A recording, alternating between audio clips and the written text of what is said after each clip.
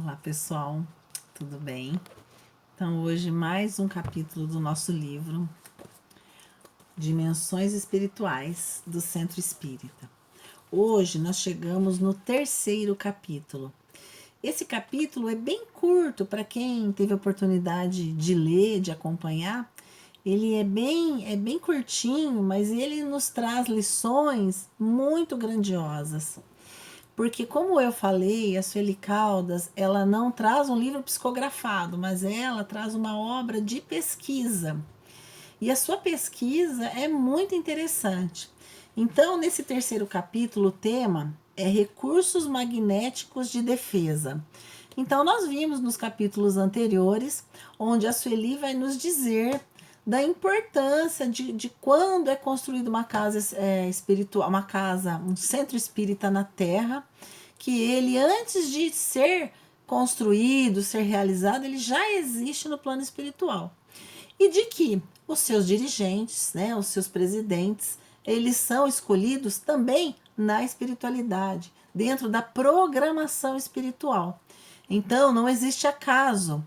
Então, a espiritualidade, ela, como eu disse no capítulo anterior, ela avalia a ficha kármica da pessoa, as possibilidades. É claro que isso vai depender do livre-arbítrio.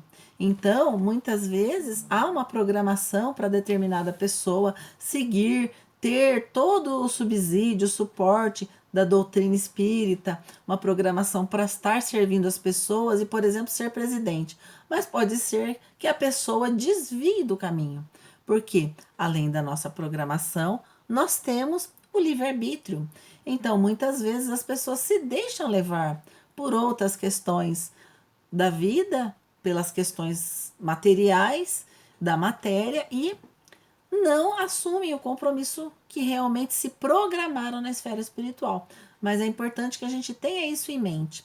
E nesse capítulo, a Sueli Caldas fala da importância dos recursos magnéticos da casa.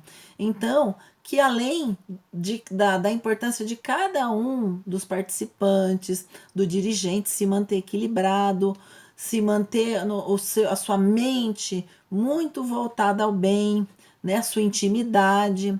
Ele vai contar aí com o auxílio da espiritualidade maior, que vai orientar, que vai colocar mecanismos de defesa, evitando a influenciação dos espíritos malfazejos. É isso que a Sueli vai falar nesse capítulo. Então, os mecanismos de proteção, os recursos de defesa magnética vão depender, é claro, em primeira mão dos dirigentes, que têm essa responsabilidade muito grande de manter esse equilíbrio e de estar equilibrados. Porque se os dirigentes não estiverem equilibrados, logicamente a casa vai sofrer, porque aí vai haver uma ocorrência, uma perturbação em toda a casa. E os seus participantes, da mesma forma, têm a responsabilidade de contribuir para a psicosfera da casa.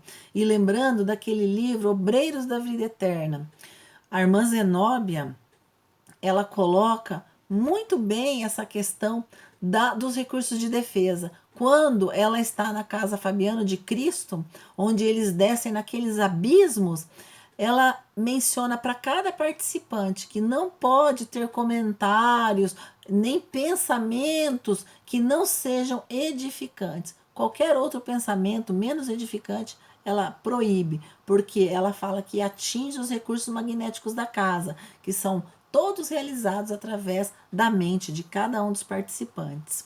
E nesse capítulo, então, a Sueli trouxe para nós duas menções. Uma é do livro do Manuel Filomeno de Miranda, que se chama Tormentos da Obsessão, e o outro do livro Memórias de um Suicida. Ela faz uma pequena menção nesse capítulo, e como o capítulo era bem pequeno, eu fui buscar aonde ela mencionou.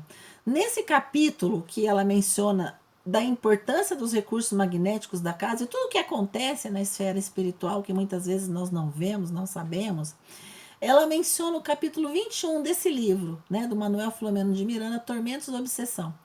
É um capítulo, eu não li o livro inteiro, li esse capítulo, mas é chocante, gente, e nos dá um despertar da nossa responsabilidade.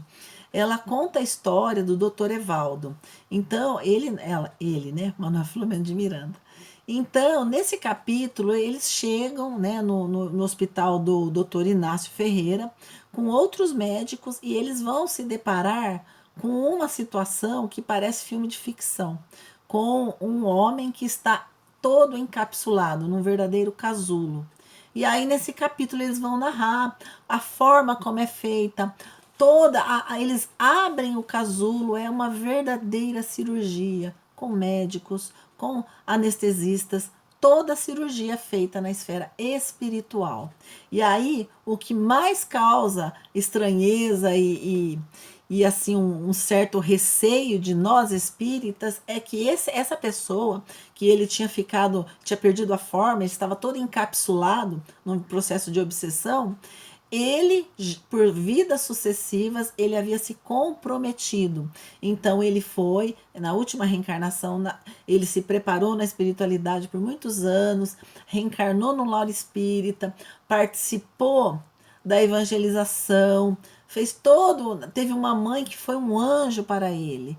Só que ele se preparou muito bem, fez o curso de direito e se envolveu na política. E quando ele se envolve na política, olha que interessante, ele acaba enriquecendo ilicitamente em detrimento de verbas que deveriam ser direcionadas para pessoas necessitadas. E aí ele então acaba se comprometendo, não frequenta mais a doutrina, toda aquela programação que ele havia realizado na esfera espiritual, ele não consegue atingir por conta do seu livre-arbítrio. Ele optou por outros caminhos. E aí o capítulo é muito interessante, eu não vou falar até o final, mas o que fala nesse capítulo que nos chama muito a atenção, que é no livro Tormentas da Obsessão, o capítulo 21, é a falha, o fracasso. Nós, que estamos na doutrina, que temos o conhecimento, temos mais do que isso, a responsabilidade. E a nossa vida não é essa. A nossa vida é a vida do espírito. Então, nós temos que ter muita responsabilidade, porque esse capítulo eu vou deixar que vocês procurem, busquem e leiam. Ele é muito, muito assim aterrador. E aí, então, ela faz menção a esse livro e também no livro Memórias de um Suicida, onde também fala dessa questão da psicosfera da casa. Então, um local onde tinham os suicidas, um hospital, onde ele comenta, né, a Ivone, ela comenta o local, como é que era o local. Então, tinha uma luzinha que quando havia uma prece na terra pelaquela pessoa, acendia a luzinha, um painel como se fosse um espelho, se acendia e a pessoa poderia ver, poderia conversar, poderia sentir isso.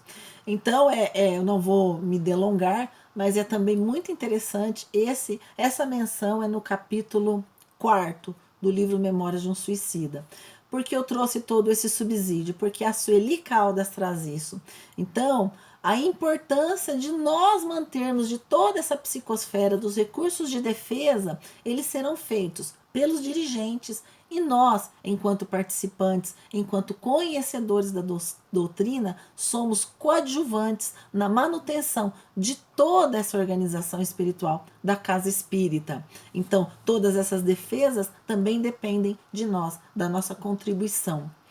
E é muita responsabilidade. Então, por isso que o Kardec nos disse, espíritas, amai-vos e instruí-vos. Porque se a gente não se instruir, a gente vai se instruindo, vai se dando conta da nossa responsabilidade e do nosso dever de nos amarmos mutuamente. Então, nós terminamos por aqui. Até o próximo capítulo.